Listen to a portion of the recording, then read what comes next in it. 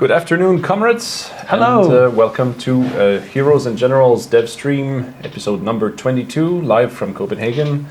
And today we have a different lineup.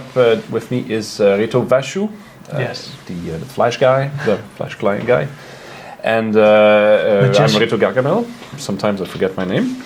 Today we're going to talk about more of the Timoshenko features. We're going to show you the cool stuff first this time, because apparently last time we kind of put a lot of pressure on your attention span. We will be talking about actually infantry skins and more vehicles, more weapons, all in due time.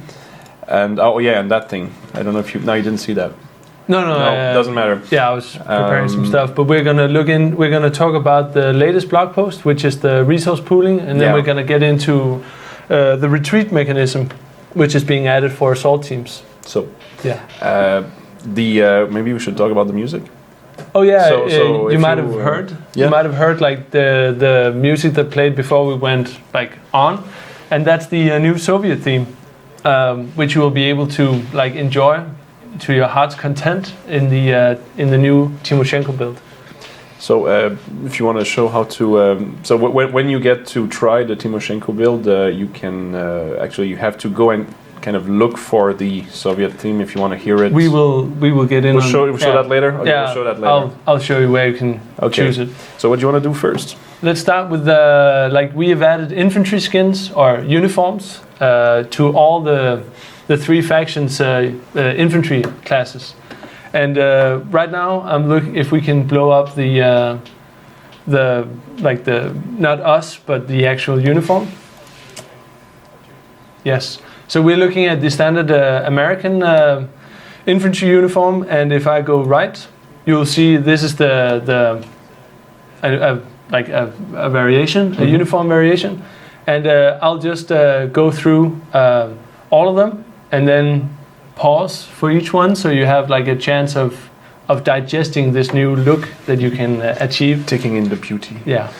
But by the way, I noticed that there's this little loading disc. Yeah, this might be quite annoying. Yeah, well, show it again so they know what we're talking about. Okay. So every time you that. Yeah, you might have noticed this in the current state of the game, and there's I'm just gonna do it because it's gonna improve things. So I'm gonna go into settings. This feature that you can turn on.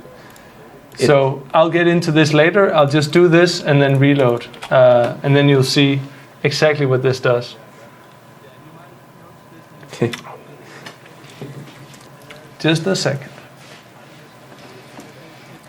So somebody's asking, they saw your little yellow and red penalty.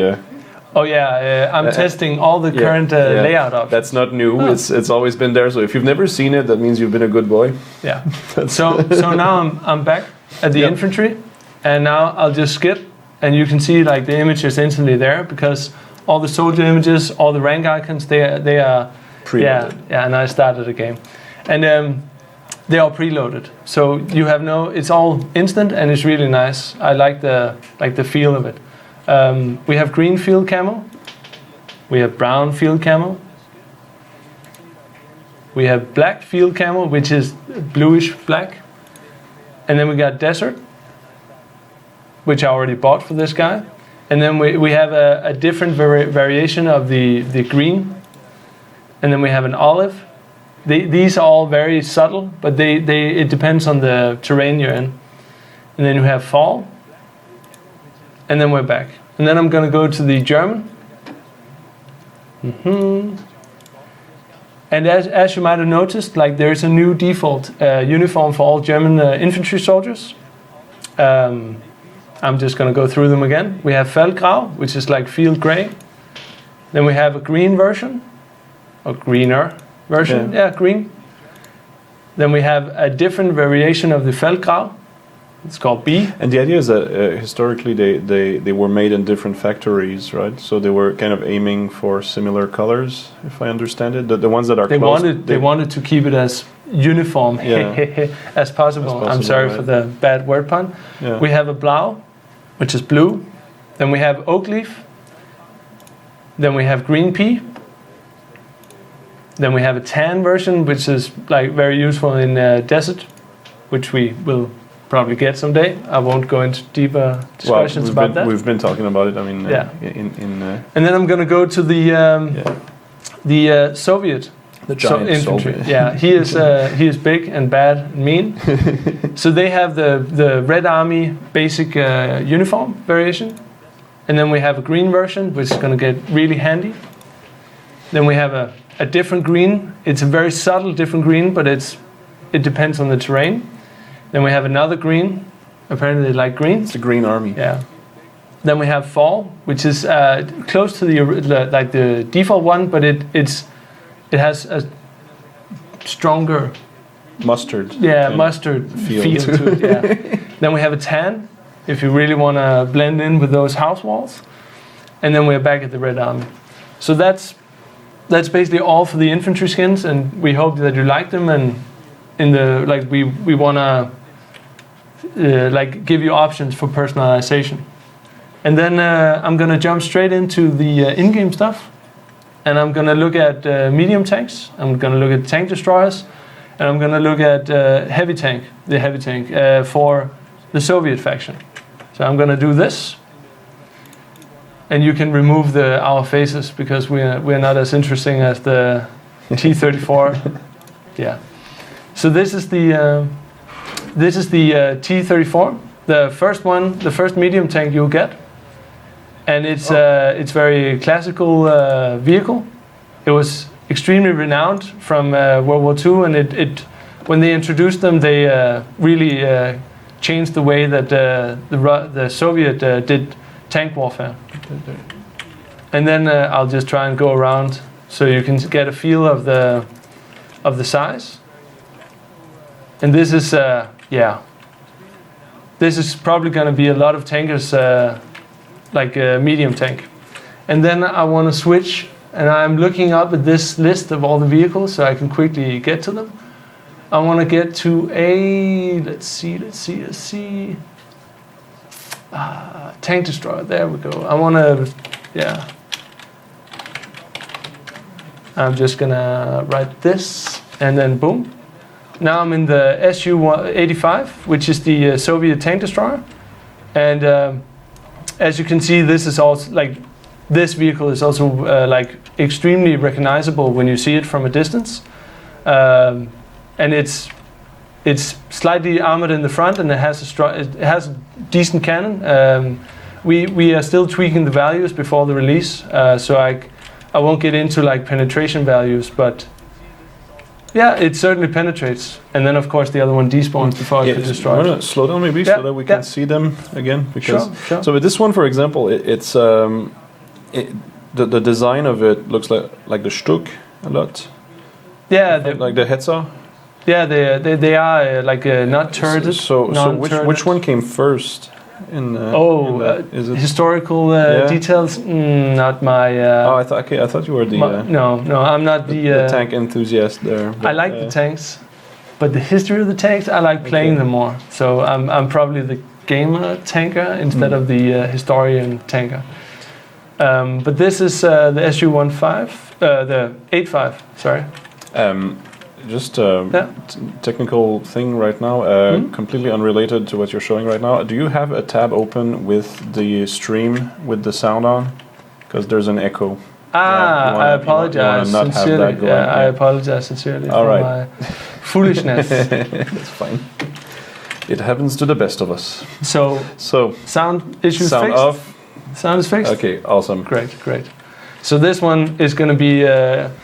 it's going to be able to challenge all the other tank destroyers, and it's going to be able to challenge at least all the heavy and medium and light, and the heavy tanks. You'll probably penetrate, but you also have to make sure you aim properly, just as most of the other tanks. And someone wanted to join, and they are apparently poisonous. Bastards. So I'm gonna take a look at the. Should I go back to the medium armor? Yeah, I'll just go back and show it again since I was rushing. So we're back in the T-34. this is the first medium armor again. You're not supposed to go forward in this.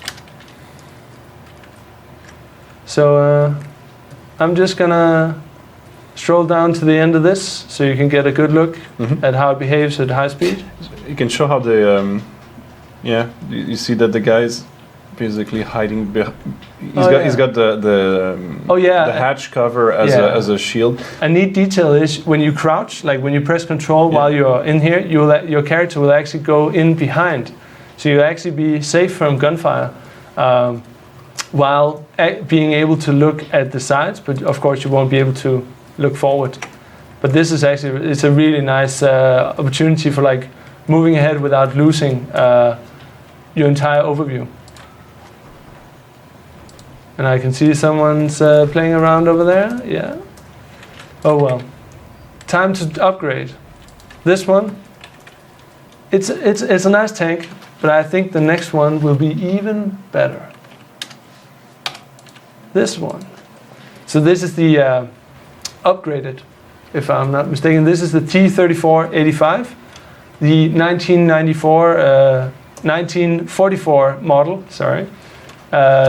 It has improved armor, it has an improved gun, and basically all round, it's a meaner, bigger, badder tank. Let's see how the fences handle this guy. But you can recognize like now I'm of course pointing with my finger on a screen you can't see, but like the fuel barrels are positioned exactly like the tank destroyer. So it's all like the Russian tanks were very. They have very similar like identification parts. Yeah. So I'm just gonna roam around and hit a house. Nice. And then the gunner, the passenger, he can also hide just as the driver can. But in here he will actually have like a sort of like he will look at the front, but he will still be able to cover from like most gunfire. But of course, if he wants to hide completely, he goes into the gunner area.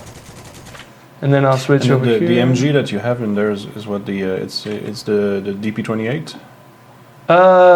Again, isn't it? My knowledge fails me. I think it is, but I'm not sure. It could be. We need to. Yeah, we will. It's the one sitting down here.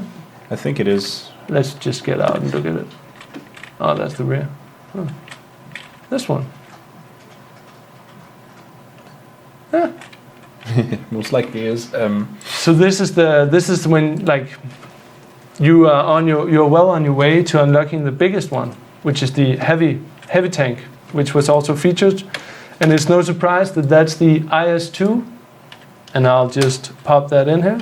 No. It's number 6 actually. I think that that list is. So there was. Yeah, they changed it. So that one is awesome. This tank is even bigger. The gun. The gun is retardedly massive. 122 millimeters. It will penetrate basically like any medium tank easily. And then heavy tanks, well, you'll just have to see. But I can make certain that it's like. I'll try and promise that it will be effective, no matter what you pointed at. But that's not the coolest and you can see here. Yep.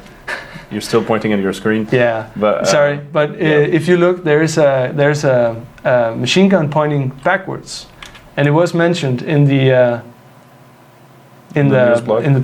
blog post. And you will actually be able to, as your teammate, you won't be able to help in the front, but you will do what most tankers dread. And that's try to defend against all the jeeps, all the motorcycles, all the sneaky infantry, all the paratroopers, if they carry sticky mines, that try to come behind you and blow you up. So this one is really gonna be a lifesaver.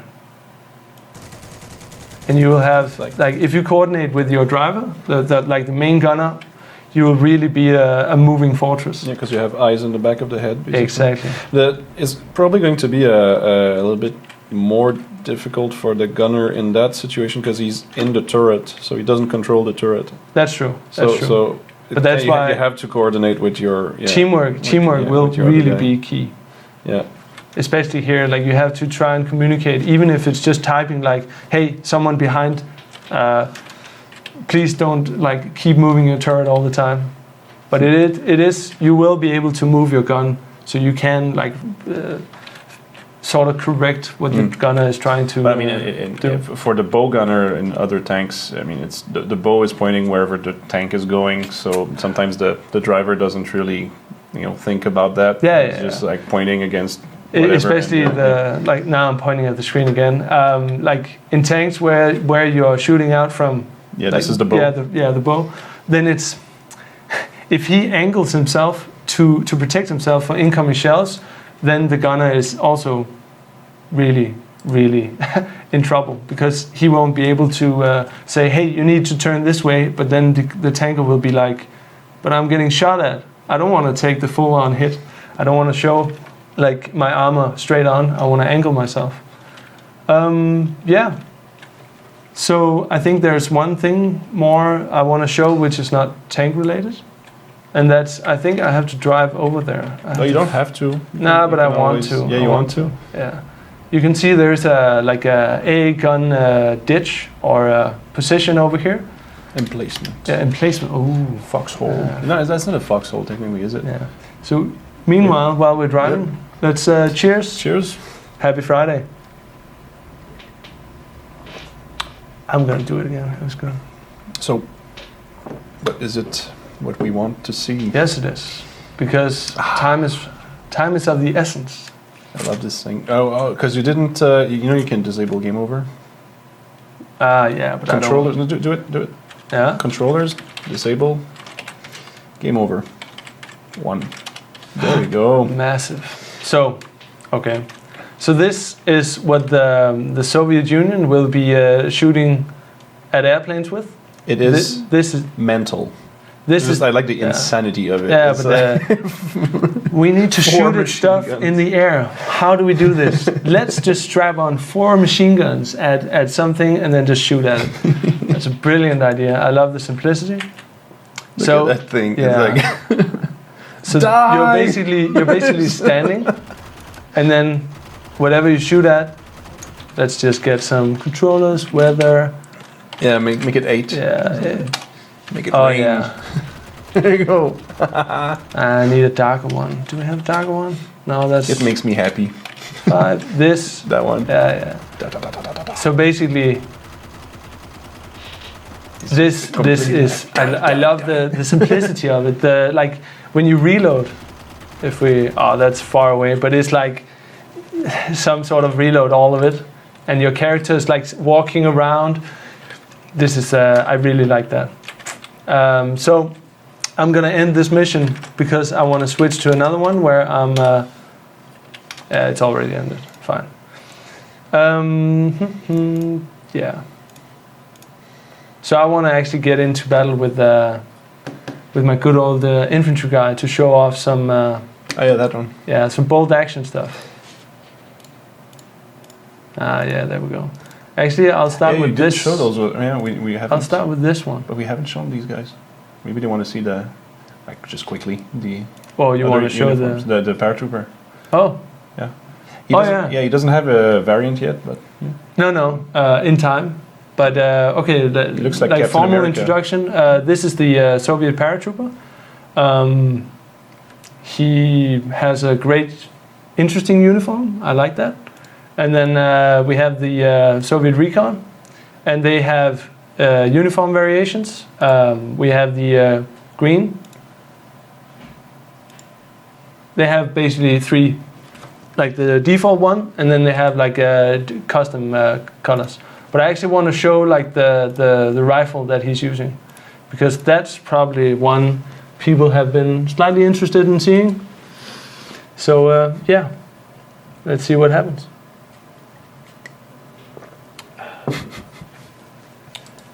I love it. Like, people tell me, "Hey, you bald, you read the chat? Add ships." Yes, sir. Ships are is like Yes, Commander. If there is to be any naval combat, that's like way in the future. That's a long. That's a promise. Yeah. because that's not the focus right now. That's So- definitely. But okay, you got your bolt action. Yes. So I'm gonna climb up on the top of this command tower, and we're gonna just stare off into the distance. Yes. And then I'm gonna shoot, and it didn't go far enough. And then you're gonna go and pick up the bullet. Nah, No. not today. I'm just shooting at So stuff. how about you? Can I hit that? Use the Scroll? the third person view that Ah, you can actually get. tell me. in the- Tell me. It's controllers, Yes. camera override. Yes. Yes, 1, and then press end And? here. Ah. Thing with that though is that you're this But is I the wanna- test server, and on the test server we test things that are not yet fully functional. When you aim, the gun disappears. In precision, See, yeah, see that? see, it's amazing. It's amazing. See, there's nothing to see. So Aha!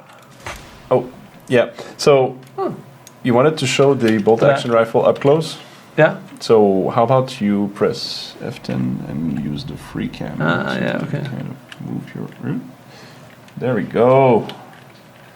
Isn't it a beauty? And you can actually maybe cycle through the weapon So skins. if, you know commands that I have never heard of. Yep. Weapon skins you want to do. Weapon. Meanwhile, Yes. Meanwhile, weapon variant. Toggle. There you go. So, wait. What did I do? I don't know. I think I made a typo. It seems alright. Toggle 1. Yeah. There you go. Ah, I think it's the first two are the same. Then you get this one. yeah. Then this one. So you keep just doing. Yeah. This one is actually it's. This I is don't gonna think- fit. This, it's gonna fit really nicely with the green uniform. It's And then of course, black. but that green color, it's Yeah. it's a vehicle paint, if I'm not mistaken. That's what the color is. I like So- this so one the other too. factions Worn, don't have it. worn It's sort of camo. camouflage. It's camo, yeah, but it's like it looks much more like Yeah. used, like a real.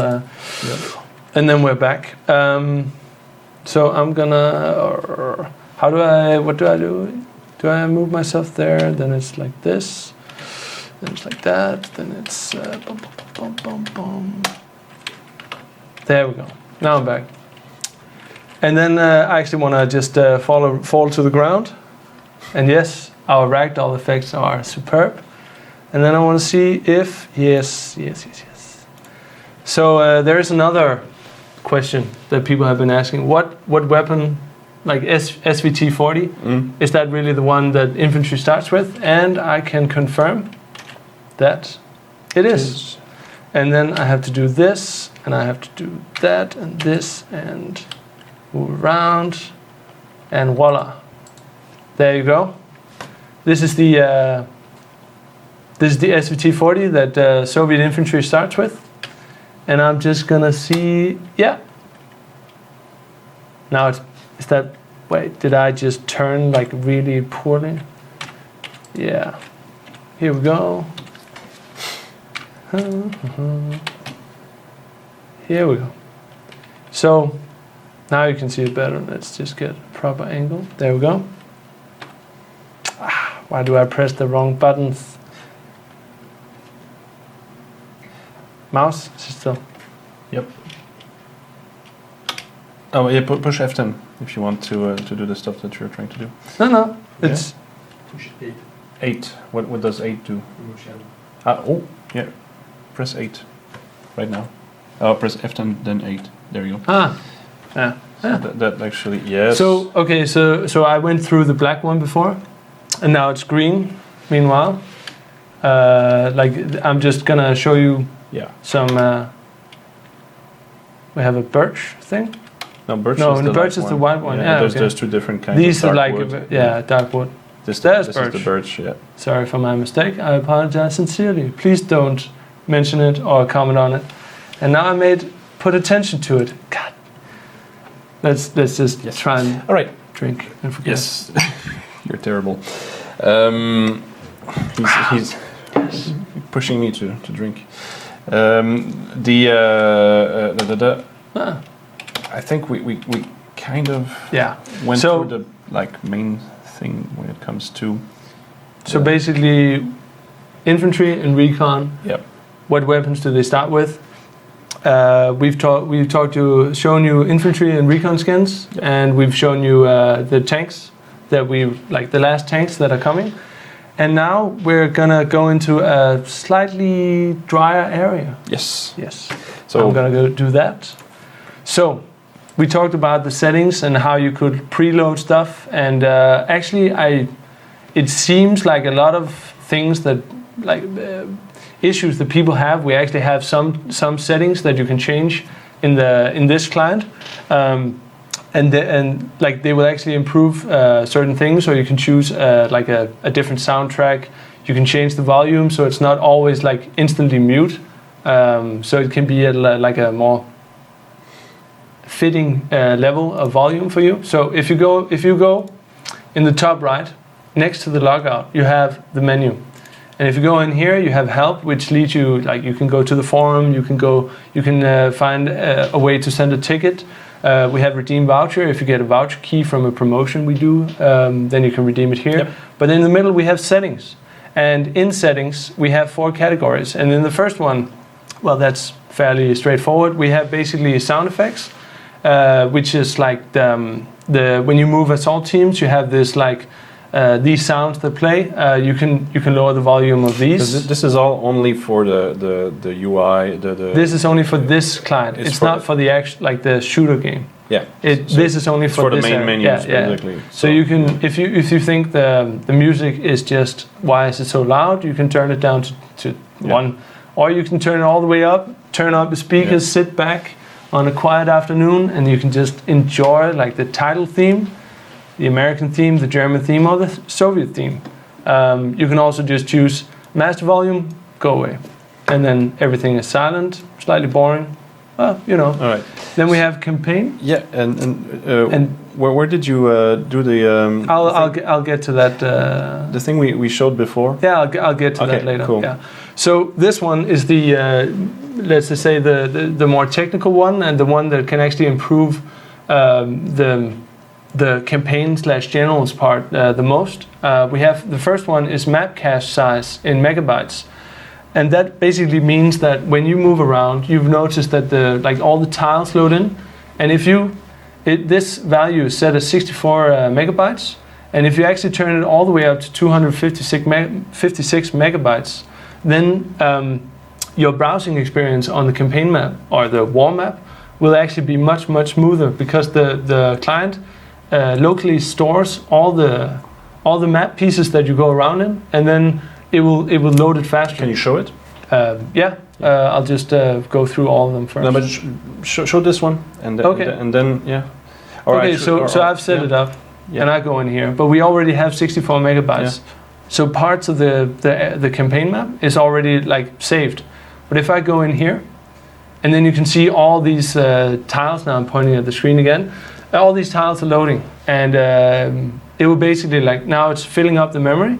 I know if you don't have a lot of RAM, please don't use this at home. But if I zoom in, it's instantly there. If I zoom out, it's instantly there. There's no loading. It just becomes a smoother experience. Now I chose a layer between those two, so now it's caching those. So now I can basically go here. I can go in, it's there. I can go all the way in, it's there. There's no loading, and if you turn it all the way up to 256 megabytes, it will basically just improve the smoothness of your experience, which is a lot of people, they are like, oh, the map is always loading stuff, it's always slow. This is one way where you if you have a lot of RAM, you can improve your experience. But if you don't have a lot of RAM, please don't do this, because it can lead to some interesting behavior. Then I'll go back. Oh, sorry. So, I'll stop waving hands. I'll just drink instead. It's okay. Yes. Yeah, you were trying to show the. The sound is on. Oh well. Yes. All right.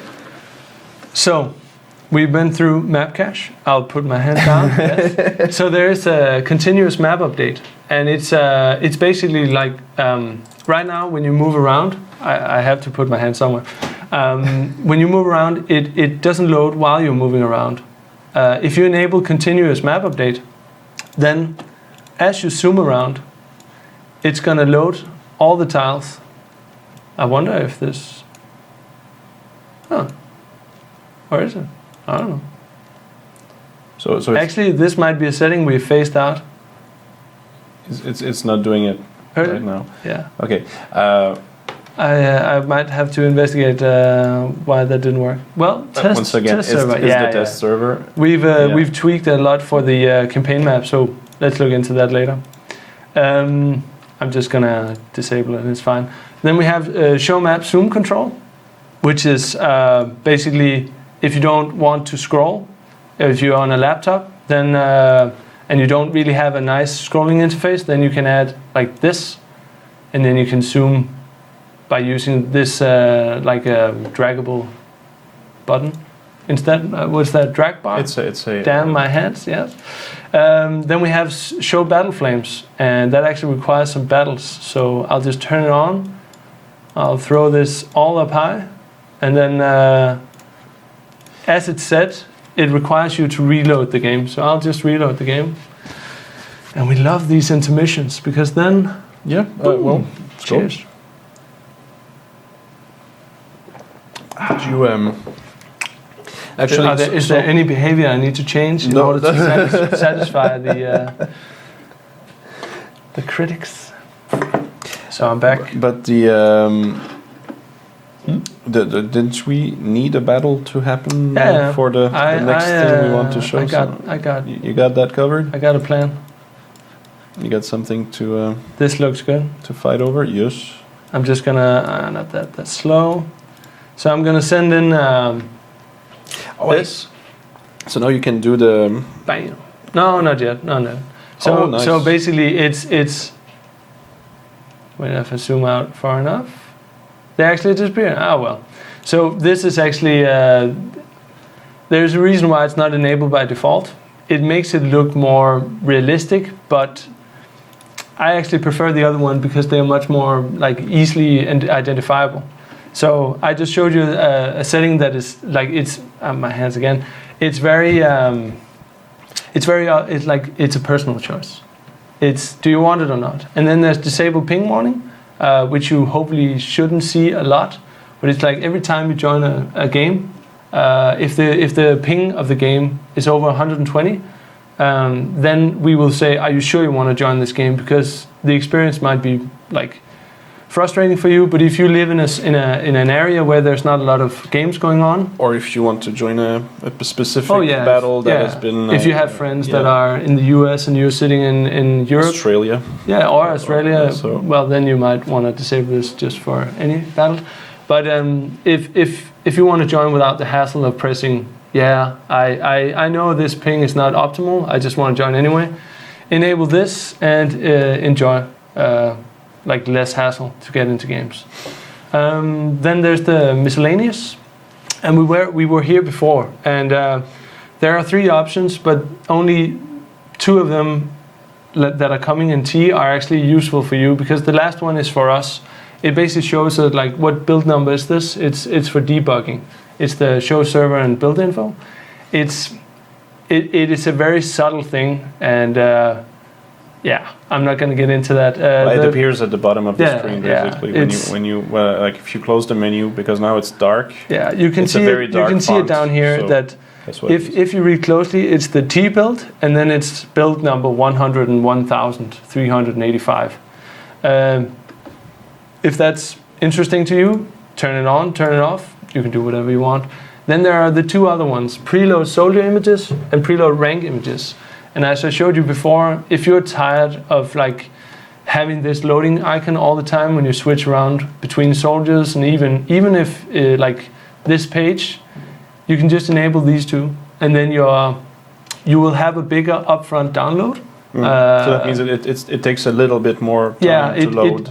it will put a little more drain on like when you your first log in connection. Yeah. So when you enter But it's the login screen at first, the blue loading bar. Yeah. Because we didn't show it kind of. No, but there's no. In detail it's just time, just part of it. Yeah. So it's what, like 20 megabytes? Yeah, something like that. So the first time you load the game, every time you log in, you there's certain things you have to re-download every time. Yes.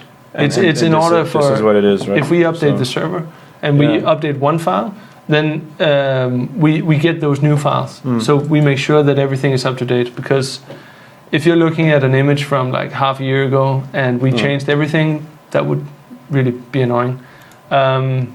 So you can basically browse this window also gets much more like fluent, because it's just there, all fluid. All of it is just like preloaded. So there's no waiting, there's no silly loading icon anymore. There's just like the images that you wanted to look at.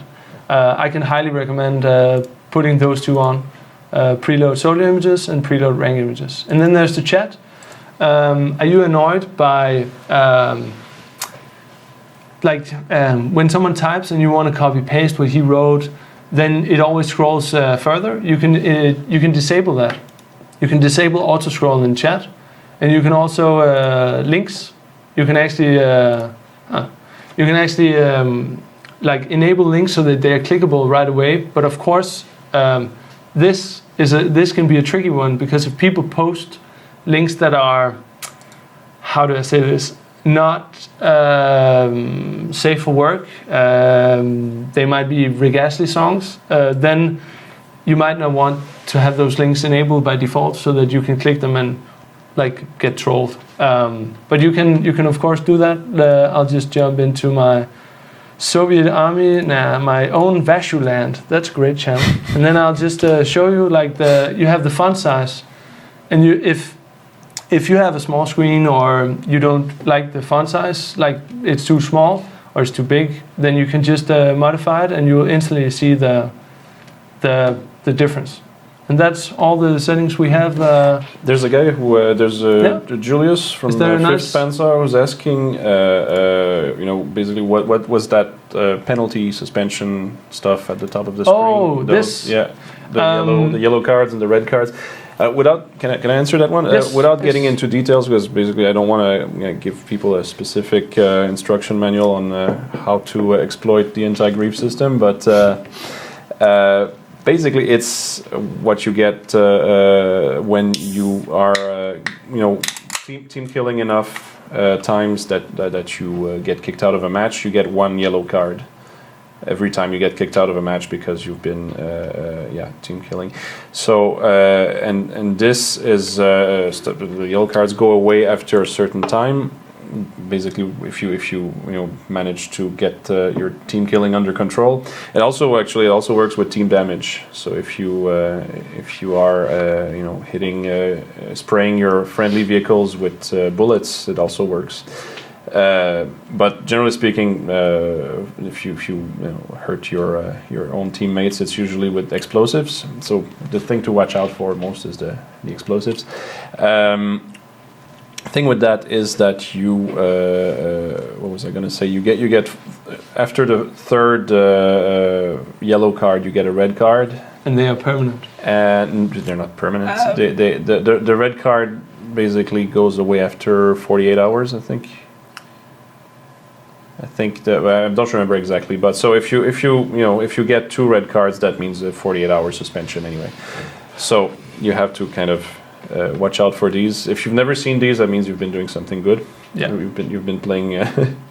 But basically, what happens when you reach like the third or second red card? There is no third one. So it's the second one. The second one means automatically you're kicked. You're banned for 48 hours. Yeah. And so, of course, these things, there's a lot of people who tell me, like, I pressed F1, it didn't work. It's because now, if you don't get the option to press F1, it's because somebody else got it. It's because, basically, 2 people got hurt at the same time with the same grenade. Only one person gets to, report the teammate that threw a grenade at them. it's just so that if you have a guy who ends up by accident like throwing a grenade into a room full of people, it doesn't automatically get a yellow card because that would suck. Yeah. So it's a also balance. It's a balance between griefers and accidents. And accidents, and also people who kind of deliberately would want to get a guy kicked out, so they deliberately get hurt, and so you can't kick somebody out. The other there's always ways to push the system to do things it's not meant to, but I mean, you could say in general it does what it's supposed to do. And as a rule, I still get people who write to me saying, "Hey, I dropped a bomb on my teammates. It was an accident, and I got kicked out." If you do it too often, that still happens. So I mean, the system works. It's like if you're a shit bomber, and you keep hitting your own team, you'll get a warning. You'll get So that's what it means. Yeah. So. And then a question. Question from the same guy. Will we implement vote kick at team level? So that is nope. Vote kick is too easily exploited. We get that question a lot, but vote kick is just not how we want to do things. So, but you wanted to show, I think. Yeah. The next item on the list. Yeah. The next thing we're going to talk about is like the hot topic of the moment. Basically. Can we show that? Yeah, show the. So we posted the resource pooling, and it didn't take more than half an hour before people started questioning a specific line, which was. Where was this? There's a forum thread that's actually. Yeah, I went in. Yeah, so. Let's go to the top. This one. When a spawn from a pool kills another resource, the war server randomly assigns the kill to one of the AT belonging to the pool. And this sentence was like, I send in heavy tanks. Why does some guard unit get all the kills that my heavy tanks did? And that is not how that sentence. So I went on the forum, and after like everyone was getting more and more like inflamed. But they were like worried. Worried about my hand again. They were worried like why are we doing this? This is not fair. And then I answered at the bottom of the first page that I want to clarify some two things, and that's why we're going to go through what's gonna happen in this system and how like retreat works, because it ties into this new pooling system. But first off, if heavy tanks are in a battle and heavy tanks are used, then only assault teams with heavy tanks will get the reward from the heavy tank user's kills or captures or whatever he does. So it's not like show it actually. Yeah, show but I don't. But you can show at least how exactly the resource pooling looks like on the map while we talk about it, because otherwise it looks just so. It's very abstract when we just talk about it. Yes. So I'm gonna first get some more teams going just to. I don't think though unless we actually go in and play the battle. We won't be able to really see the. I can show outcome. But there are things that I would like to show, and it's especially regarding retreat and what happens to resources that are left behind, because the retreat option for generals has been introduced. And, you were talking about, okay, so if I send in heavy tanks. Yes. So now you can see this battle that's going on. It's basically mechanized infantry versus mechanized infantry. And if you click on the stack, so we show it. No, your stack. But there's no stack. It's not a stack yet. Okay. So it's one unit. So when you have just one, click again. Yeah. When you have just one unit, you see this. Yeah. And this is interesting because when you send in your own, because that's an allied unit. Yeah, allied as in a friendly unit. Yeah, I'm gonna send in my motorized. It's a Soviet ally. Mm-hmm. So when you send in your own, now you have a stack with both somebody else's and your own resources, and you see that all the infantry that's present is just counted as a total infantry present is 103. then you have 8 APCs, and you have 24 motorcycles. So in that display, it kind of explains a little bit how pooling works. Is that it doesn't matter who put in what. This is the infantry that's available. So the players who join the action game, if they want to play as just infantry on foot, the spawns will be taken from both assault teams. So when there's losses, it will be taken from both assault teams, and basically when they earn rewards, that's also split between all assault teams.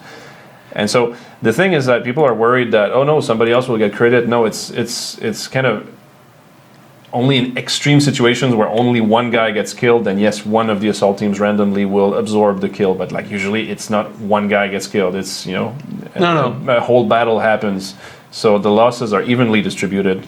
But also, if a guy spawns and he has the APC, and he actually he spawns the APC, then the mechanized infantry assault teams is in the pool for getting the reward and the loss.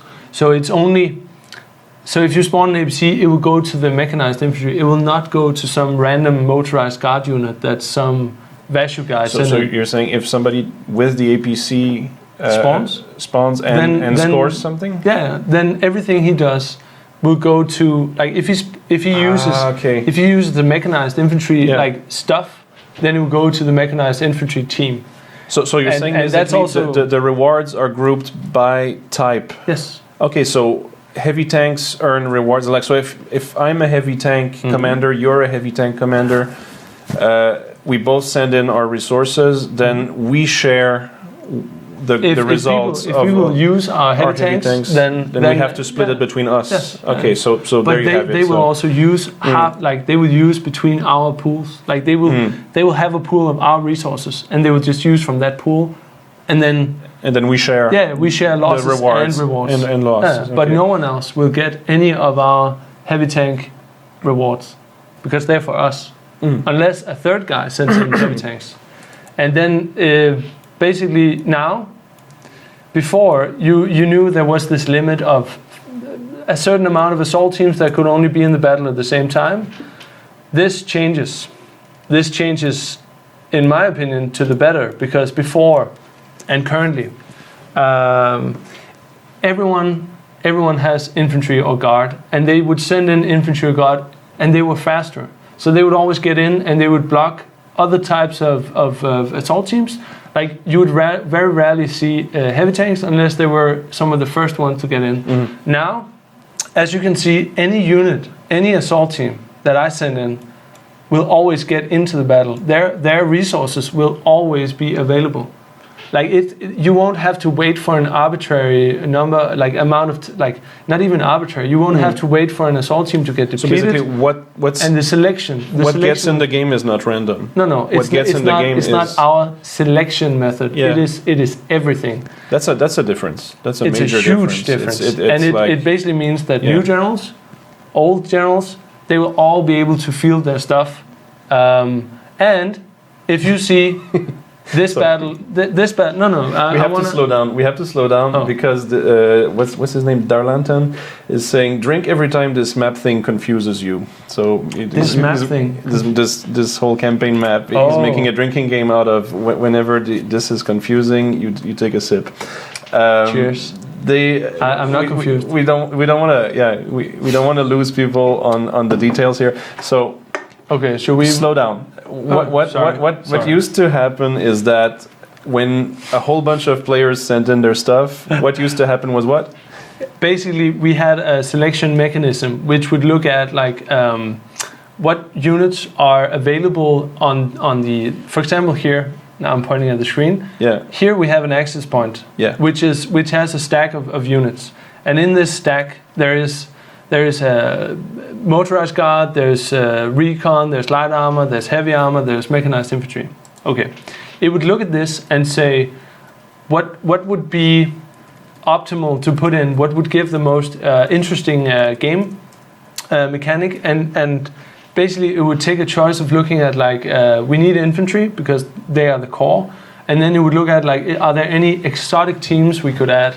So it would probably It would look at Oh. Well, that was unpleasant. Yes. Oh, well, we're coming back in. It would look at these and then it would choose something, but it would only choose until it had filled up the access point. And in the current state in the game is like at when it reaches 18 spawn points, it would stop filling up until a team was depleted. And that is a fantastic screen I'm looking at. Yeah, it's still on test. We have to explain that the test server is basically we're stabilizing the build. It's where we put basically where we assemble the build, right? Yes. From different bits, and there's as it is the test server, there are bugs on it. So more bugs than on the live version of the game. That's just the way it is. So. And this is where we put the unfinished next build. We're back. And we're back, yes. At some point it would stop selecting more units until the team was... You're finishing a sentence you started 5 minutes ago. Okay, yeah. So in the old system, it would select teams until it has 18 soldier slots, basically, filled up. Yes. And in this system, you have 18 soldier slots still, but it's the players who decide what they put in it, basically. So the restriction is no longer restriction is no longer arbitrary. It's basically the restriction is what can the players use, and then let's give them the ability to use whatever they want to use. Of course, there are some restrictions. We have like you can't rapidly spawn 18 heavy tanks. That was a question from the chat actually. We have a delay, so. We have a certain idea of the lifetime of a heavy tank, and then we add like this expectancy of the lifetime to when you can deploy another heavy tank. So after a certain amount, you have X heavy tanks you can deploy right away, and then you have to wait for the next one, right? You have to kind of wait your turn to get the next one. Yes. But what happens also is that if the tanker gets out of his vehicle and dies, and the vehicle is still there on the battlefield, you can still spawn directly in it. Yeah. And that will also, I think it's also true for infantry vehicles, isn't it? Or yes. No, just the APC. Just the APC, but the tank acts as an APC, and the database does not like us. Oh, now I know what's happening. Okay. Was ist los? Yeah, we have a bug that I just found. Fantastic. Demonstrating his work live for you. Server error. But if it doesn't work at first, just try again. And then if it still doesn't work, try again. And then it works. But we'll fix it, of course. Yeah. I know exactly where this goes wrong. But for example, there's a Pestilence Mage asking, so we can have resources from 15 separate assault teams in game at one time? 15? Why is such a conservative number? Why not 100? Exactly. 100. But 100? If you add 100 assault teams to one, you can do that. There's room for 100? I think there's room for whatever. So there's no limit on how many? Nope. Okay, resources. But if you do that, you still have to remember there's only 18 people on your faction that will be able to use these resources. So if you have 100 units there will only be a small amount of usage and a very small income for your assault team if you're in this mega stack. So if you find battles where your units are like the only ones or among the few ones that are there, then you will have a much higher, you will have 100%, you'll have a very high chance of getting income, and you will not lose as many units as before because all the usage of the teams spread out on all the teams. It's no longer like the first lucky 5 are the ones that get used up, and then we take the next ones. It's just like it's spread out on all the things that are important, and the things that the assault teams that have the resources that action players wants to use will get used. So before, where everyone was like, we can just use infantry because they always get in and there's no waiting queue. In this one, if any guy adds, but I'm afraid of that map now because of the bug. I think the map is what's crashing. So if there are like before, if you added light armor late in the battle, they would never get added. Now they will be added, and you can instantly find them and spawn them. and that is this system really changes the queues. It will considerably change queues to the better, because they will always be included. Like there will be many more battles. Like if you mean the queue time for the action game? Yeah. When you try to join a because battle if a general is like he's late, he was late in joining with his tank destroyers, you would never see that mission for a tanker. But now, if he joins them instantly, you will have the option to fill in as a tanker. You will be able to queue for that mission until someone leaves. So there should be more missions for tankers. Many more missions. Okay. It's basically for tankers. You talked about retreating. Yes. So now that we have this, like you go into this battle and you're like, oh, there are 100 assault teams. Can we see and actually the briefing screen? Yeah, there you go. So basically all the resources are down here, and you can see the enemies and you can see your own. But if you decide, I want to get out of this battle, you have this new option, and every time you retreat, you leave something behind. You leave a portion of your units behind, and if you don't have enough units, then you can't retreat. So basically, I want to retreat my recon, and it's going to cost me 5 recon, so I retreat them. So they basically go out of the battle, and then I can move them around whatever I want. Those 5 you left behind, they will not give you any credit if they're used, and if they win the battle, they will go back to the faction supply. They will go into like the resource stockpiles you have. You will not earn any money. That is the cost of making a decision where you say, I made a mistake, or this is not the right battle for my resources, I'm going to pull out. So it's going to cost you a bit. But at least you don't sacrifice your troops. You will no longer have to wait until like, oh, now they got undeployed 5 hours later, and then, damn, I have to move them all the way to the front. Now you can just retreat. Can I take some questions? Because sure. But I want to talk. You're opening a lot of interesting topics. There's, I think some people still don't get the advantage of pooling. There's Knife Shark again is asking, will we he says basically it's not really a question, but I see the question in it.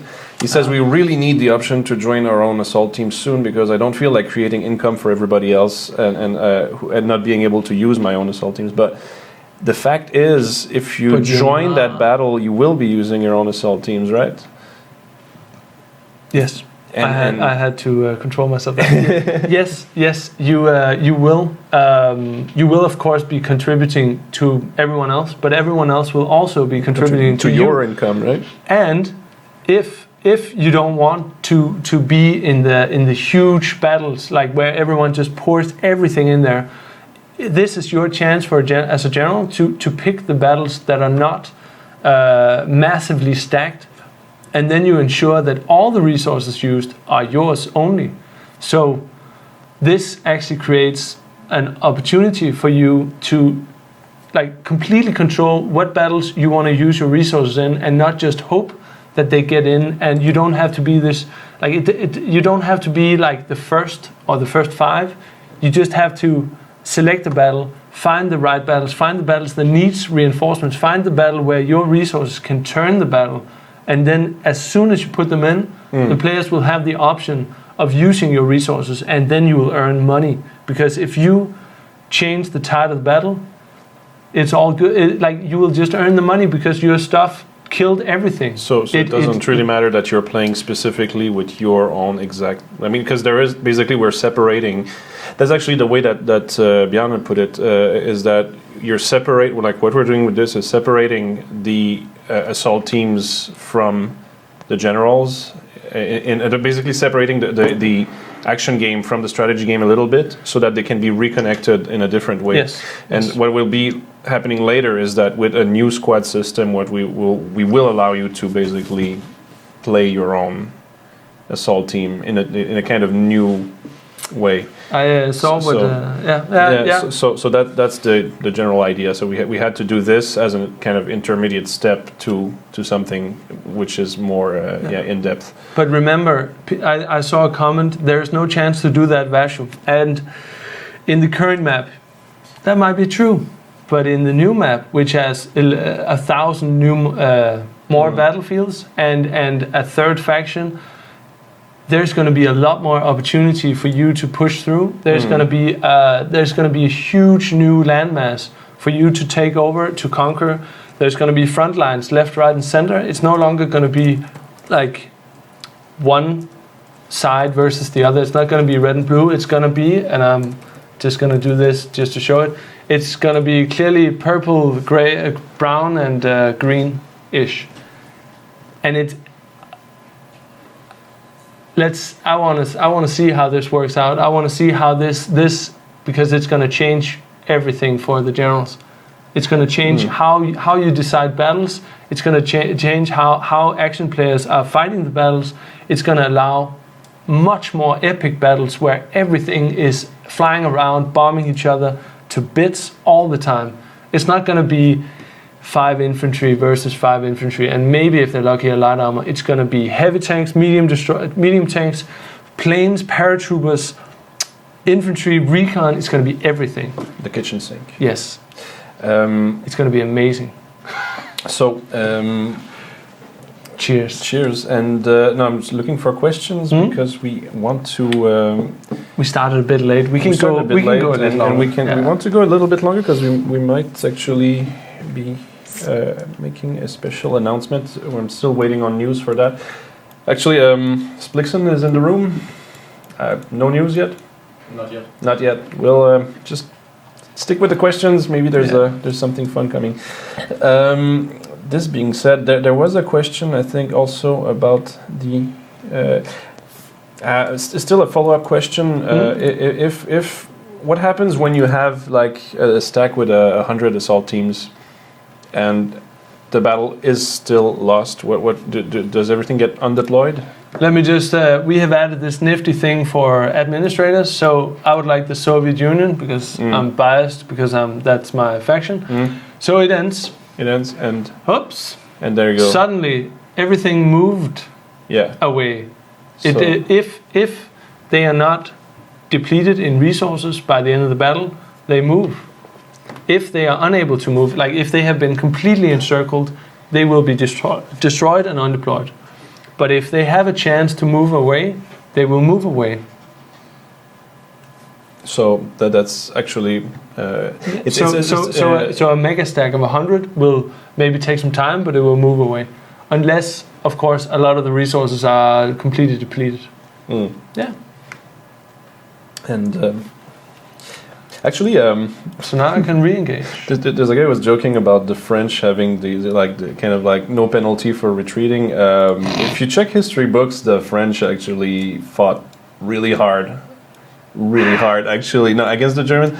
They got their asses kicked, but they didn't like run away with white flags. It's funny that like the joke keeps going on. It's because the Germans completely eclipsed them in military technology in the beginning of World War II. So that was, but it's funny that people still think of the like. It's because they lost a lot. It's the same as Danes. I think we've lost 19 out of 21 wars in the last 1,000 years. We kind of So we have this other thing, and it's basically on test. It's a very short period, but we have this battle being prepared stage, and when a battle starts, this is only for assault missions on cities. It's not for supply line skirmishes. When it starts, there is this preparation stage where the forces are setting up against each other, and if a third faction joins in, then when the time ends, it will become a three faction battle. But if there is only 2 factions, then it will become a 2-faction battle.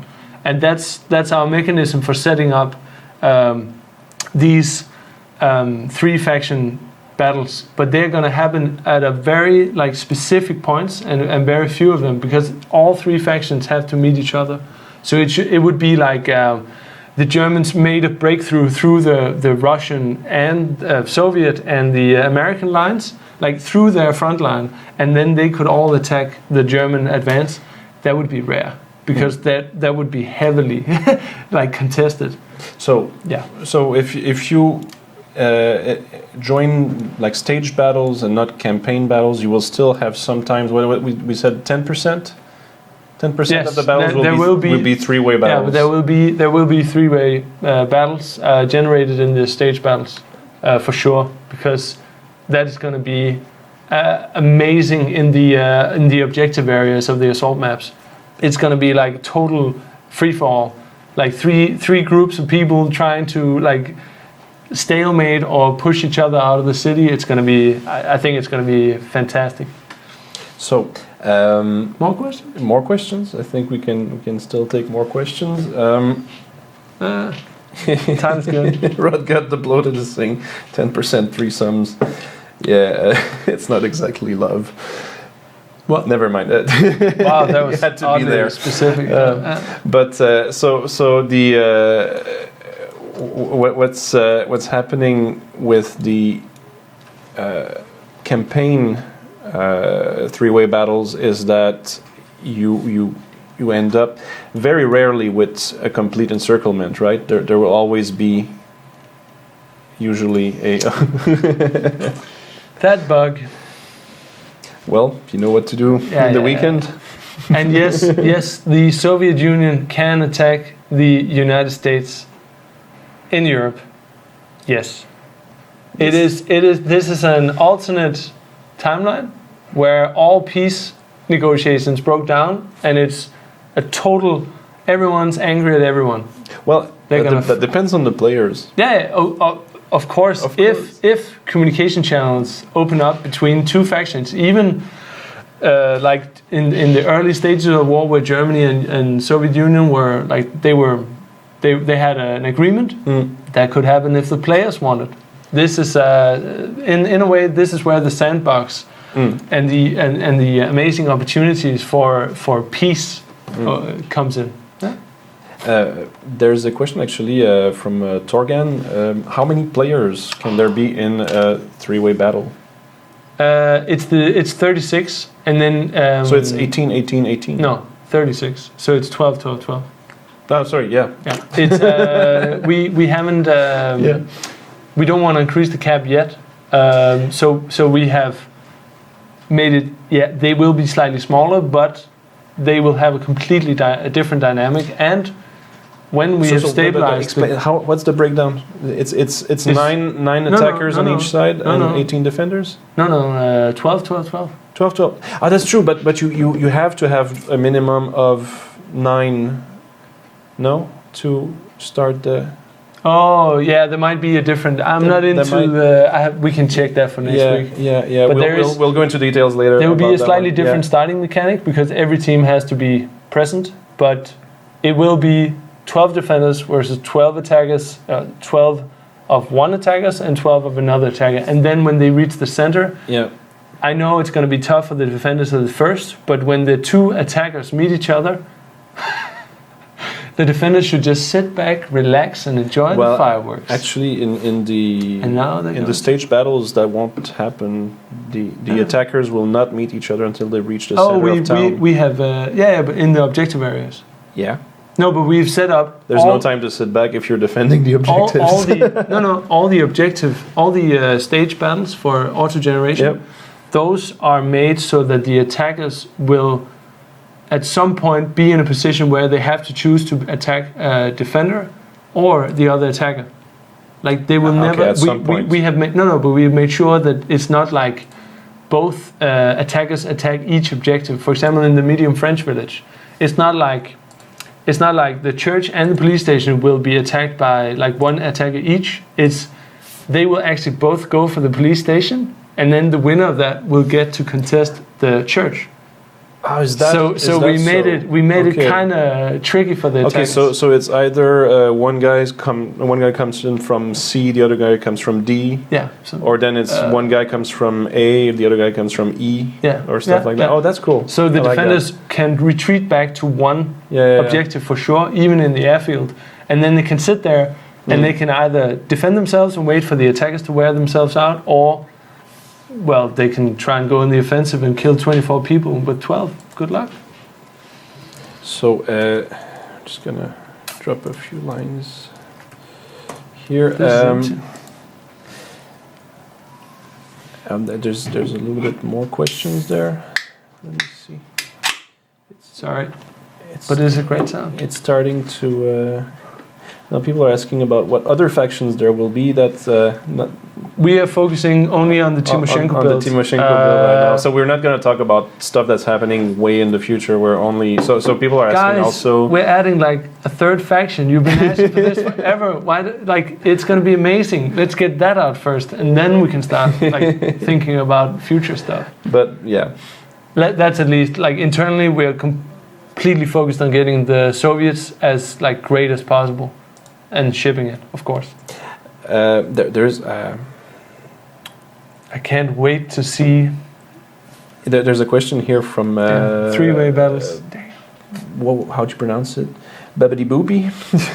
That's actually the guy's name. Yeah. Is asking, are there any plans to accommodate players who like to play in larger groups because playing as 10 plus is difficult? That's we don't want to not in the Timoshenko build. But later, of course, we want to enable much better clan structure, which we don't have any of, and we want to enable like playing with friends. We want to make like the social stuff much better. But I think we've been, if you look at the previous episodes, we've been talking about it a little bit more. But in the Timoshenko, no.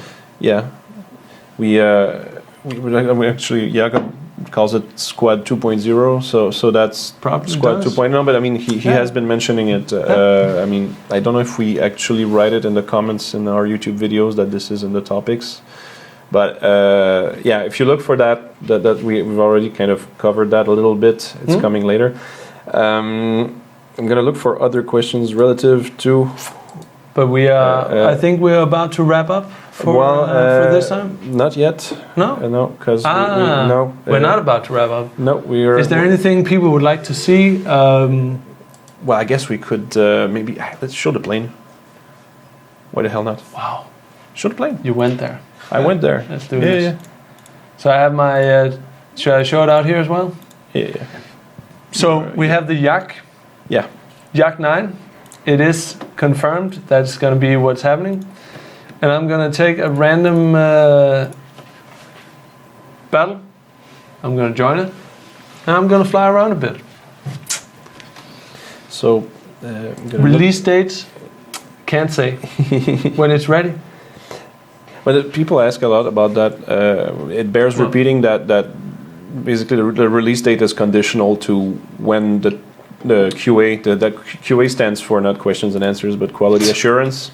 The QA guys are making sure that, you know, the bigger, exactly as Plixon is flexing his muscles right now, they're making sure that the bigger bugs are out of the way. What? So is this inverted? Oh yeah, that's horrible. Why do you? I don't know. Why would somebody not invert the mouse controls? No. Are you saying it's? Is this? Yeah, it's not inverted. But that's what I'm saying. No, but it felt like it was inverted. Oh well. So wait a minute. You like it not inverted? Yeah. I like it like this. Hey, just because I'm not the. Yeah. Yeah. Never mind. Oh yeah, you might want to. No, but is it off? It's beautiful.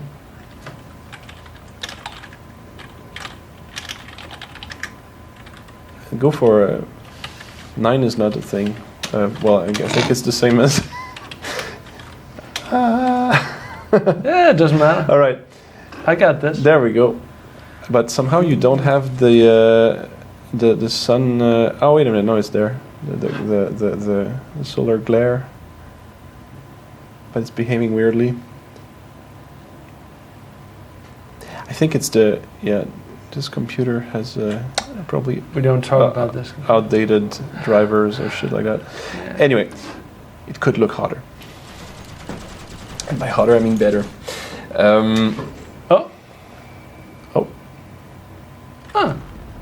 There we go. So looking for questions. Yeah, so they're asking about the future. We don't talk about the future. We are frozen in time. Yeah, but for now we only talk about Timoshenko. We only have information to share about this. Oh, that's a good question. Pitbull 1973 is asking on the T-34 when the driver's sticking out of the turret, does that shield when he's not actually hitting control? I would say yes. Yes. Yeah, because otherwise it would be weird. But we haven't tested it. Could you test it?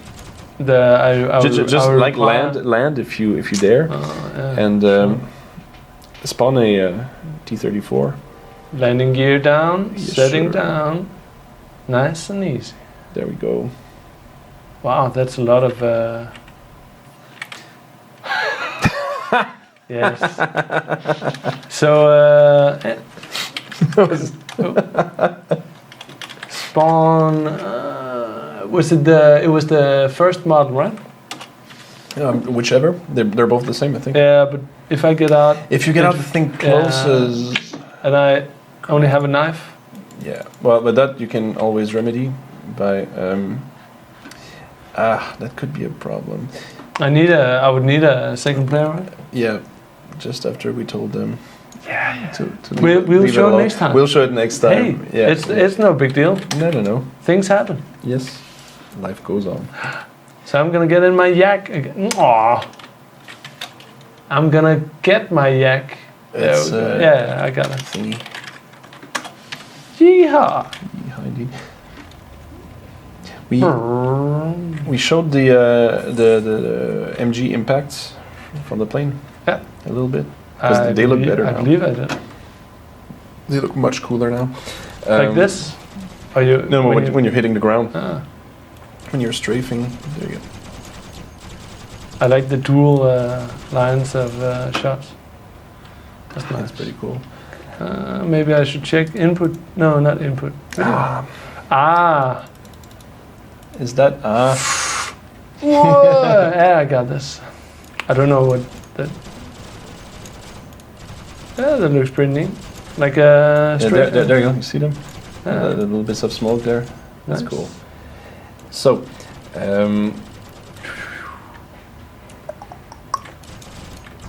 So any fantastic questions? I got distracted. This is going to be the longest session, the longest Twitch stream. Drink flying isn't big. What? Okay, so wait. Let me. Cheers. Yes. Oh, there's a question about the village skirmish. Did we change something in the village skirmish? Oh! I wanna. Is this too soon to show? But I don't know. Yeah. Let's do it. Huh? Yeah, go ahead. We have no control. It's free. Ah, amazing. Village skirmish has received updates, and I can say it's gonna change how you play this. But this map. you see it on the map. I mean, Yeah, but go back to you see it on the briefing here. We don't want to. But I'm here. No, you see it on the briefing. So basically, before you had the bridge. You had the bridge between the two capture zones, and you only had like one bridge that was safe to cross. So, what our level designer did was that he added a secondary crossing, which is it's a ford. Let me just spawn and get a jeep and show you. Yeah. But he tweaked the gameplay a bit because it was very like you have to go here. There was not a lot of like choice. So.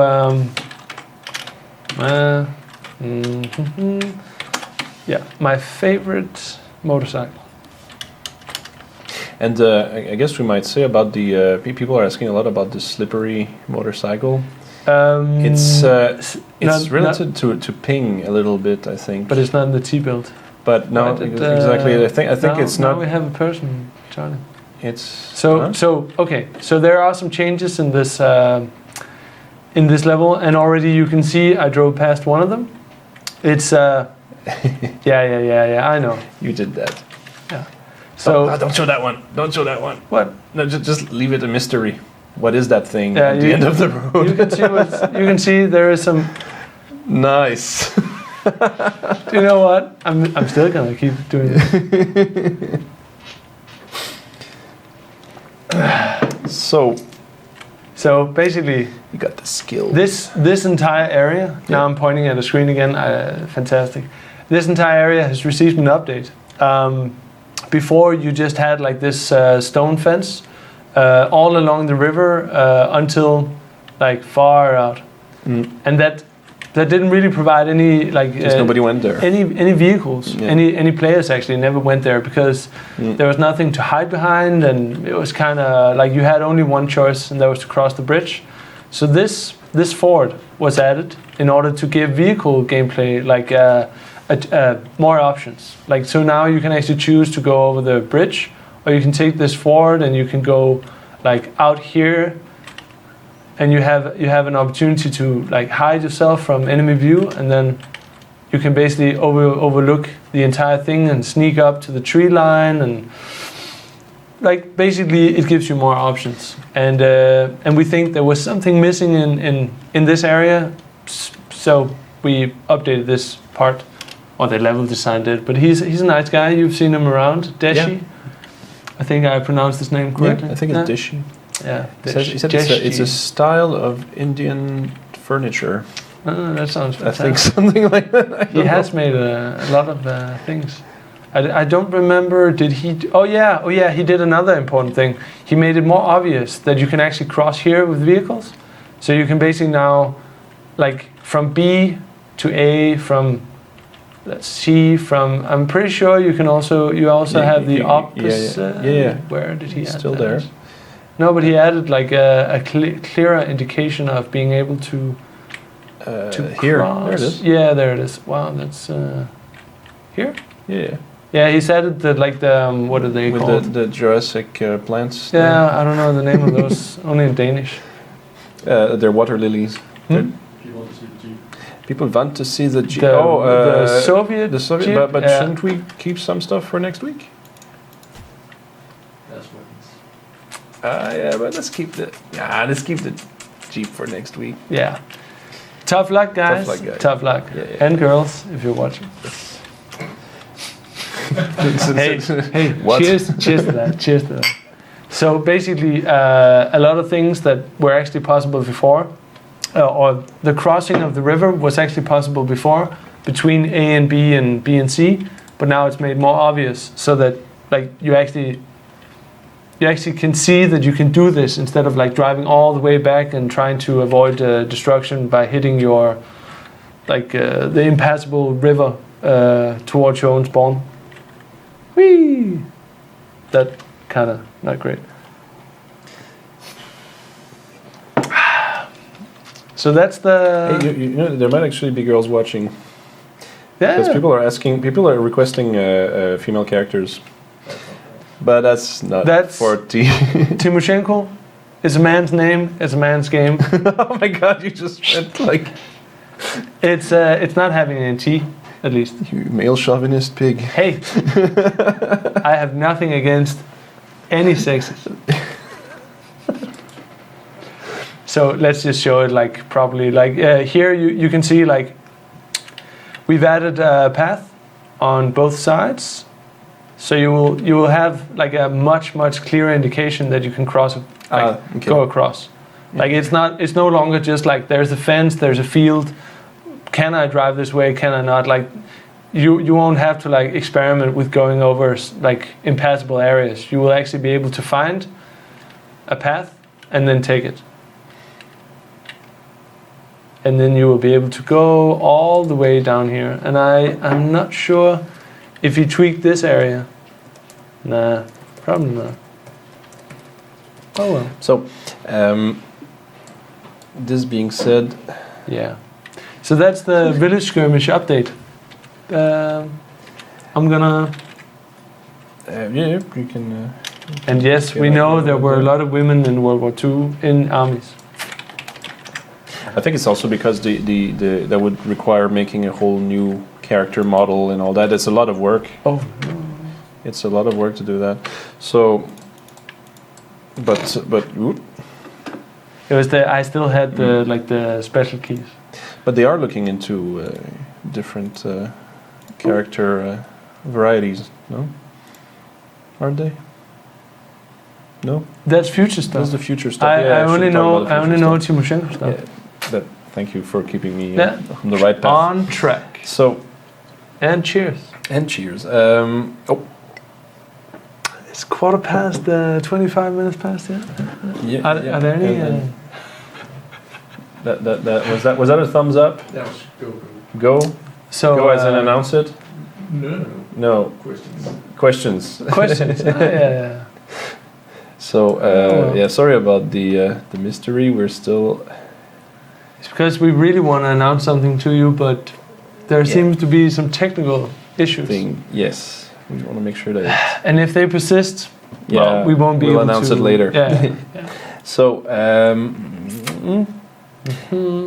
well, okay. Question that is about the Timoshenko build, but Fantastic. Bob Ross here is asking, any new Soviet maps? Not yet. We have to say what. Sadly, there won't be any new maps. But in there's the Timoshenko one build. in the works. We Yes, can say that. yes. There's definitely Yes. a map in the works. We tried it once or twice. It's pretty cool. It's going to be... We'll show it later. Yeah. But not yet. I can say it's not a Soviet-themed map. As in it's not a new terrain. No. Texture map. It It's will not use existing assets, but it will not be themed like a Soviet swamp, Soviet plains. It will not be like that. It will be in the French setting. So, I'm sorry, but we are working on adding Soviet theme maps, and we of course want to do that. It provides a completely different environment. Yeah, but not yet. Not yet. I guess. I'm still looking for questions here. Yeah. We could go through The like a combat bash or two. we could do that, I guess, but no. No. I'd rather keep them for another time. So actually, there is actually a good question here. Fantastic. Shogun, New Zealand is asking, will there be? Wait, it's scrolling. Auto scroll is not my friend. Will there be? Where will the USSR resources come from in the start? Since there will not be any generals there yet at the beginning. The idea is that basically people will be able to I think we're expecting that in the first campaign people will have to kind of build their assault teams, and then later on will be able to kind of gradually take on a bigger role. But they might, I mean, that's the thing, it's like we really don't know what's going to happen. Maybe a buttload of players will actually join the Soviet side. So we don't know. But we have contingency plans ready if anything. If it doesn't turn out as we expect, we will of course make sure that the Soviet Union has stuff or will get stuff in order to compete with the other factions. So it's the first time we're adding a faction, and we wanna see how it develops. But we are ready within a day, within hours to change stuff, to fix stuff. But there are a lot of things that have changed. So we want to see how it develops. If I understand correctly, also the way that we want to do things is that we want to let things evolve organically, if possible. Yes. And then if organic isn't good enough, then we'll stimulate. We'll stimulate the growth. The war economy. The Soviet Union. Yeah, but I mean, as a start, you can always test the Russian Soviet stuff. We should have a penny jar with so you can test the Soviet stuff as stage battles. So in a stage battle, you will have all the different assault team types. We have that. So you can always. I mean, it doesn't matter that it's not on the campaign map yet. You can always play with it. But yeah. Oh, that's a fantastic comment. Later Vashu did well. I approve of the Vashu live stream. Yes. Score. That means you will 5 points. You will be seen again on the interwebs. Yes. Will there be snow? We are not working. The T build will not have snow. No.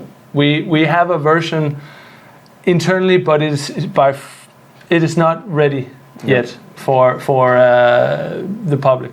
But we want to add snow, we want to add weather effects. Now I'm drifting, I'm sorry, but it will not appear in the T-build.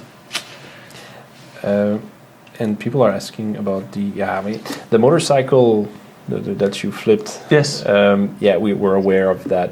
Let's just say it is definitely on the it's definitely to fix list. Yeah. And internally we are very much aware of it.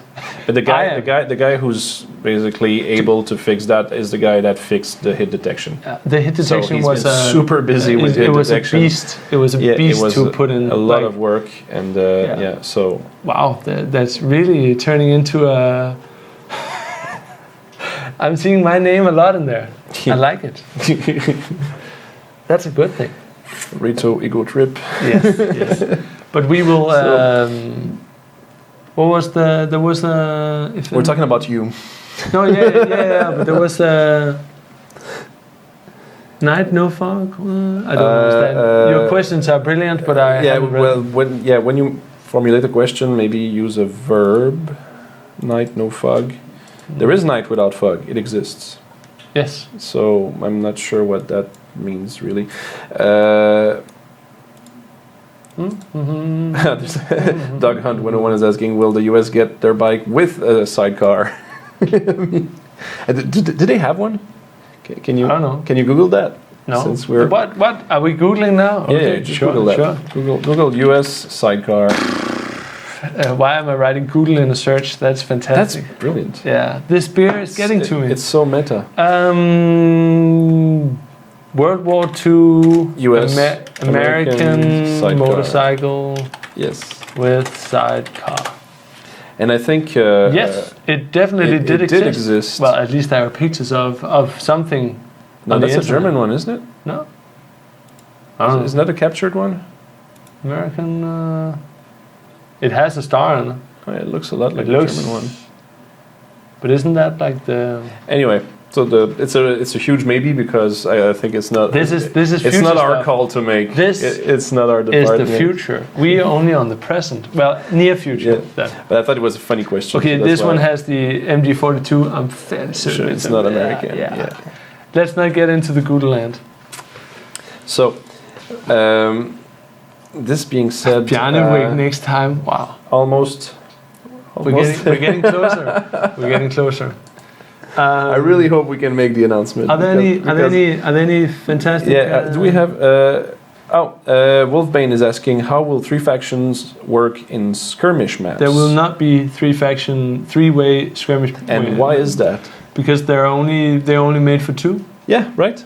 Because the map is like, it's a road. It's a road. You meet in the middle of a road, and skirmish maps were always supposed to be on the supply line. It is basically 2 groups of units meeting each other on like a place on a road, and some of our skirmish maps don't have a road going through it, but they went into the forest nearby, or because they saw the enemy, and then they sought cover. But in the campaign map, the skirmishes will happen in the middle of the road now. Yes. Right.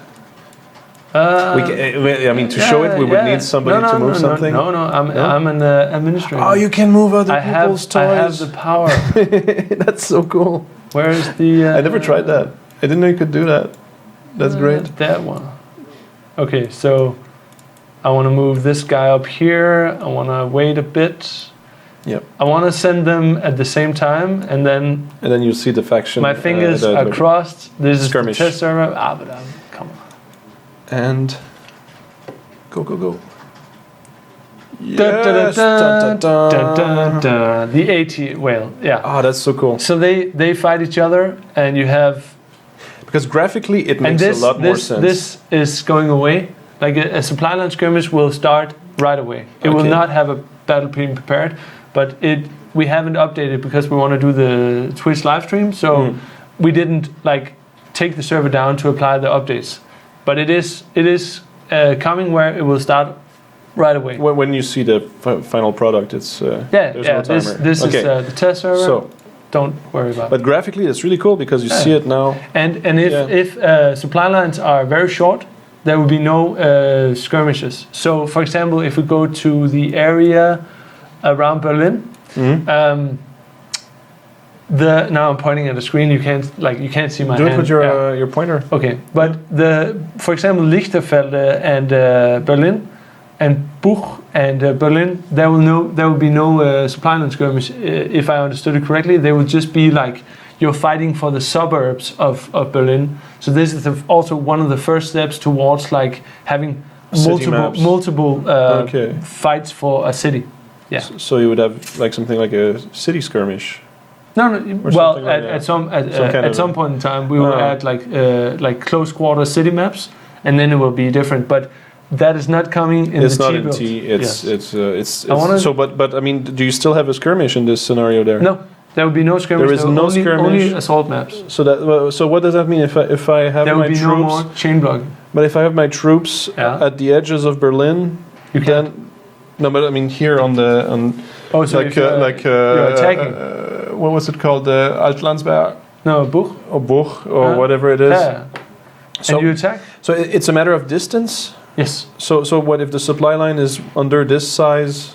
There's no possible skirmish. Then it's the person who moved. How does that even work? I think we decide like who there is. We know who moved first. Okay. And then they will decide. Okay. And then there will be like you will instantly like the others will just sit, and then the others will like the enemy will come.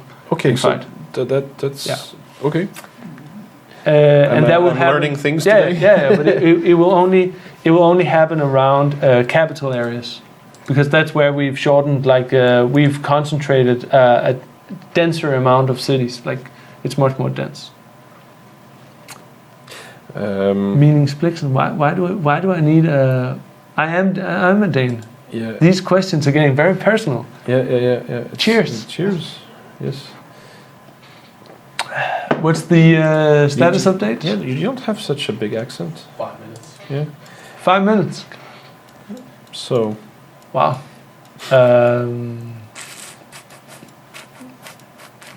Yeah. So you can see, for example, like we've added the eastern area of the campaign map, and you can see we've added like a lot of battlefields around the capitals, whereas the rest is much more spread out, as in real life. So we have all these like battlefield clusters, and the new way that skirmishes will work or not be activated, it will be much more like you're assaulting suburbs of the cities. And for example, Moscow. I have a fun one though. And Klar is asking, what if they meet underwater? You know those supply lines that are crossing. Yeah. So it's still a forest. Let's just say that. It's not a new map. We don't have new maps. No, there will be a skirmish, and on the large ones, on the really long supply line skirmishes, the skirmish is not fixed to the middle. It is fixed to where they actually are gonna meet. So on a long one, the battle can actually be like at 80% of the way. Okay. That bug. Well. It could be 80% towards England, or it could be 80% towards Norway, as we had there. What if you go to? I know there, of course. But there will still be a forest, hill, or a village skirmish. So, yeah, bear with us. It's still going to be slightly like out of the system, like weird. Yeah, because I mean, but as it is right now, you can still have a skirmish over the English channel. Can we hear the new Soviet theme music? Oh yeah. Vudum is asking, can we hear the new Soviet theme music? Well, actually, yeah, I guess we can talk over it because we played it in the beginning. Yeah, and we'll play it after. So, thumbs up. Hey, you got thumbs up. Can we? For real? Can we? Yes, so we can finally. Okay. I've been waiting for this. So, disclaimer. Okay. Okay. Yes. Okay. So, you want to do the disclaimer? Yes. Because I'm good at disclaimers. Okay.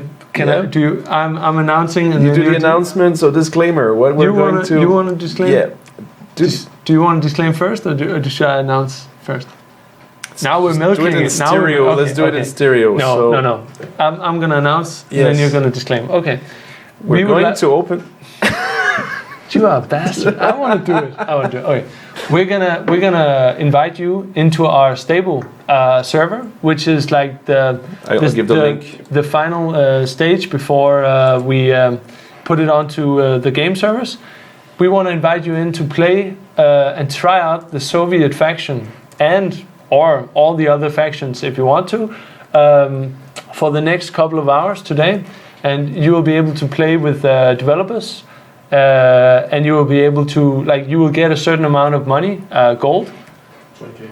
You will get 20,000 gold. I was just informed. To play around with, you can unlock stuff, you can buy stuff, you can move around things. It will not be the server that we have been playing on during this stream, but it will be identical. And now I think that Gargamel has to do a disclaimer.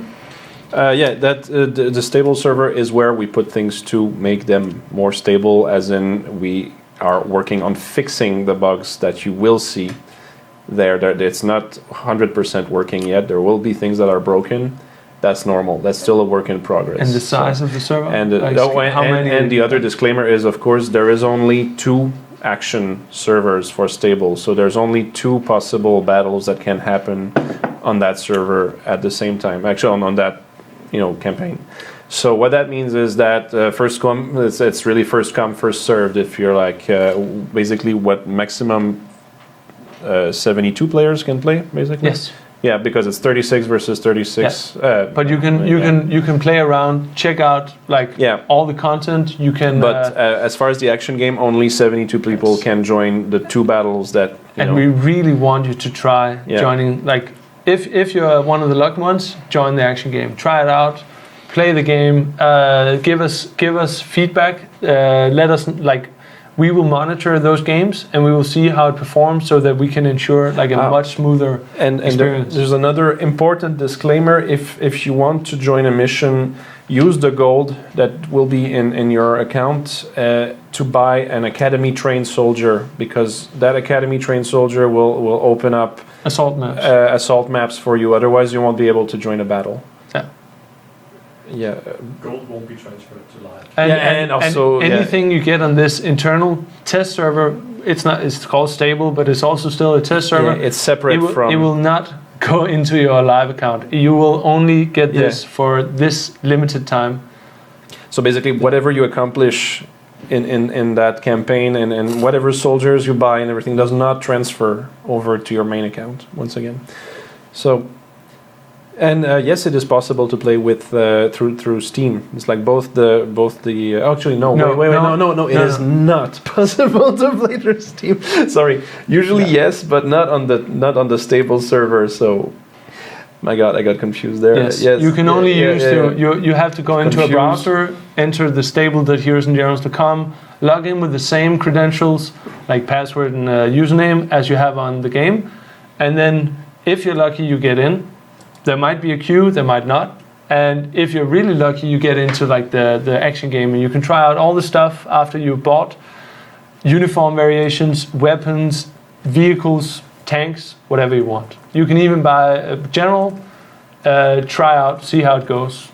Move around, try the new things, see how the map works. Everything is up to you. It's a complete sandbox environment for you to try out for the next couple of hours. When will this? Monday. It will go to Monday. Okay. The service will be open all weekend. If, of course, we hope that they will handle all your interest. And Chrome had issues. There. App Store. So. I see. So we would recommend that you use Firefox or Internet Explorer to play because. There's issues. Yeah, but it's because Chrome has this policy of every plugin for the browser has to be accepted by their store, and we have not accepted our internal test things for their store. So you will not. You won't be able to play the action game from Chrome. So you have to use Firefox or Internet Explorer. Yeah. Okay, so I'll write it on the chat also. And with that. Yeah. And I think that was it for this time. That's been a very large chunk of almost 2 Twitch hours here. New record. Do you have it? Get the beer. Yes. So I declare the weekend open. Yes. Thank you for being with us, and thank you for joining Stable later on. I will try to hang out there a little bit before I leave. And if we can get in, we will play with you Yes. as much as we possibly can for the You next can couple shoot of me hours. in the face. Yes. For the next couple of hours, there will be developers online on Stable. If they can get in, of course, they are bound by the same queue rules as you are. And then have a great weekend, and see you next week. Yeah, and actually, I want to maybe just recap. We've been talking about resource pooling a lot, about the new tanks and weapons and uniforms that are in the Timoshenko build. We will be, and also we played the music. We played the Russian, the Soviet. When we go off, I think the Soviet theme is going to be played again. Yes, we will play it again. So you have another chance, but otherwise, Yes. go to Stable, choose the Soviet theme, enjoy. And It has a really sweet part in the middle where it's like really epic. Love it. usual announcements. We will be putting all this video on YouTube later on, and it will be available on our Twitch channel. And what is it? You can follow us on Twitch, and you can like us on Facebook to keep getting updates And from Twitter. Heroes and Generals, and Twitter. And I think we named all the social media. Check our blog and Yes. go to our forum if you have any interest in the game. See if other people are. See pictures of our food. And Yes. it's Friday. We don't So, have Instagram. Thank you for watching. See you later on Stable. Have Bye. a nice weekend.